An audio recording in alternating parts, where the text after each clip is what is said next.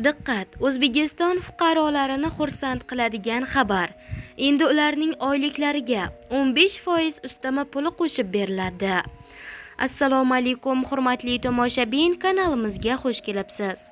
Eng so'nggi va dolzarb xabarlardan birinchilardan bo'lib xabardor bo'lishni istasangiz, kanalimizga obuna bo'lib, like tugmachasini bosib qo'yishni unutmang. Like bosgan insonni Xudoyim doim qo'llasin.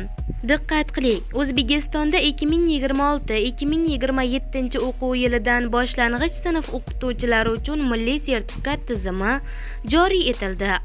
Malaka imtihonida B1 yoki undan yuqori natija olgan boshlang'ich ta'lim mutaxassisligiga ega o'qituvchilarga har oy ularning maoshiga 15% ustama to'lanadi. Imtihonlar elektron shaklda video kuzatuv ostida o'tkaziladi. Ro'yxatdan o'tish esa MyGov o'z portali orqali amalga oshiriladi. Sizningcha bu ustama o'qituvchilarning malaka oshirishiga rag'batlantiriladimi?